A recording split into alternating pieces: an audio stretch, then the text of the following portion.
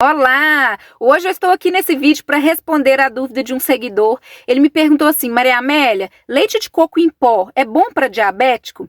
Na verdade, gente, o coco é uma fruta maravilhosa para o diabético, porque o coco é uma fruta rica em fibras e muito pobre em carboidratos. Então eu tenho até um vídeo aqui no canal que eu avalio 23 frutas em relação à sua composição. Eu até vou deixar aqui nos cards e no descritivo esse vídeo. Então eu mostro nesse vídeo o quanto o coco é maravilhoso para o diabético, muito pobre em carboidratos. A única ressalva do coco é que ele é muito calórico. Então por quê? Porque ele é rico em gordura. A gordura é o macronutriente que mais oferece calorias, só que a gordura é o macronutriente que menos mexe com a insulina, que menos impacta a glicemia. Por isso que o coco é uma fruta ótima para manter a glicemia mais estável. Além disso, a gordura é o macronutriente que mais dá saciedade. Então a única ressalva do coco é em relação às calorias para aqueles pacientes diabéticos que necessitam do emagrecimento. Daí é só cuidar do tamanho, do volume da porção, para não ultrapassar as calorias totais que o seu nutricionista te passou para você ter um déficit calórico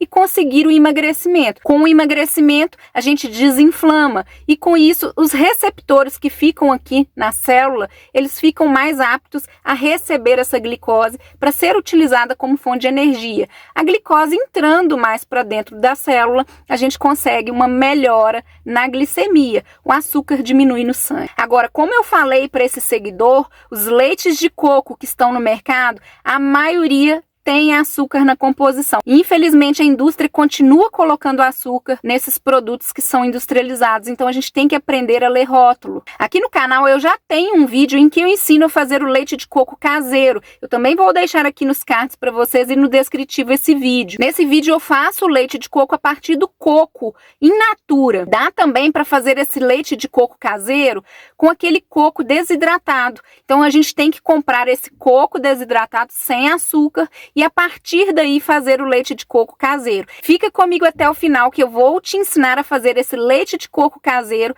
a partir daquele coco desidratado. Lembrando que você tem que saber ler rótulo para você não comprar esse coco seco com açúcar. Lembrando que existem outros nomes disfarçados para o açúcar, como maltodestrina, maltitol, que é um adoçante, mas que sobe a glicemia, amidos. Então existem outros nomes para o açúcar que eu vou mostrar nesse vídeo agora. Eu estou indo ao supermercado e vou ver lá quais leites de coco, tanto em pó quanto de garrafinha, como que estão os rótulos desses leites. Caso você não encontre leite de coco sem açúcar, eu vou te ensinar a fazer o leite de coco a partir do coco seco, ralado, aqueles desidratados que a gente compra em casas a granel ou também nos pacotinhos. Tem que saber ler rótulo. E, gente, estou aqui no estacionamento do supermercado. Vamos ver quantas marcas, incluindo leite de coco em pó, leite de coco garrafinha e também o coco ralado. Quantas a gente vai achar sem açúcar, hein? Vamos ver como é que tá essa indústria recheando nossos produtos de açúcar. Vamos lá? Estou chegando aqui na seção de leites de coco. São várias marcas de leite de coco, tanto de garrafinha, coco ralado e leite de coco em pó. Eu acho que o leite de coco em pó é que tem poucas marcas, poucas opções. Então eu vou começar pelo leite de coco líquido. Para avaliar um produto, vamos sempre olhar a lista de ingredientes. O primeiro ingrediente da lista é sempre o que vem em maior quantidade no produto. A lista vem em ordem decrescente, sempre do ingrediente que tem mais para o ingrediente que tem menos. Essa marca aqui, ó, tem açúcar. E na hora que vamos olhar na parte da informação nutricional, olhamos sempre a informação de acordo com a porção. Aqui, uma colher de sopa, 15 ml do produto, oferece 1,2 gramas de gordura. O que acho estranho é que não colocaram as gramas de carboidratos por porção.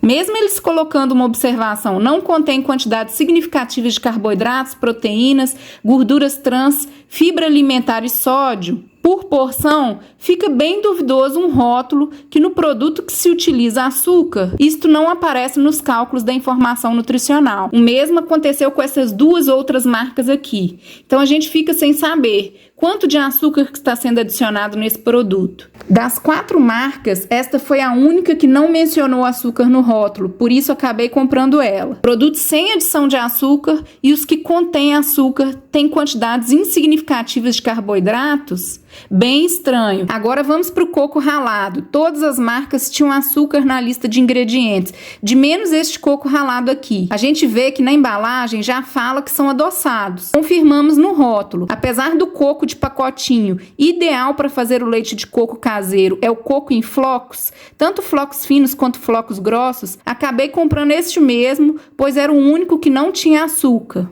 Agora o leite de coco em pó só tinha uma marca no supermercado, e ela tinha vários nomes disfarçados para o açúcar, como maltodestrina e amido de milho. Isto se confirma na quantidade de carboidratos por porção, são 22 gramas em 2 colheres de sopa. É quase o carboidrato de um pão. E queira produtos com no máximo 3 gramas de carboidratos por porção. Agora, cuidado com aqueles que têm açúcar na composição, lá na lista de ingredientes, e eles não mencionam a quantidade de carboidratos por porção no rótulo. Fica duvidoso, é preferível comprar um sem açúcar. Agora eu vou te ensinar a fazer um leite de coco super fácil. Com esse coco ralado que eu comprei no supermercado sem açúcar, a gente vai fazer o leite de coco com ele, para facilitar a sua vida. Quando a gente não quer ter aquele trabalho de quebrar o coco, retirar o coco da casca, que dá um trabalhinho, a gente pode fazer o leite de coco a partir do coco seco sem açúcar. Rodou! Nós vamos utilizar 1 litro de água para cada 100 gramas de coco ralado. Aqui eu vou mornar a água, eu não vou deixar ela ferver. A água morna consegue amolecer aí a gordura do coco e extrair melhor o sabor desse leite de coco. Por que eu não vou ferver? Porque corre o risco da água muito quente trincar o copo do liquidificador. O segredo é bater bem no liquidificador.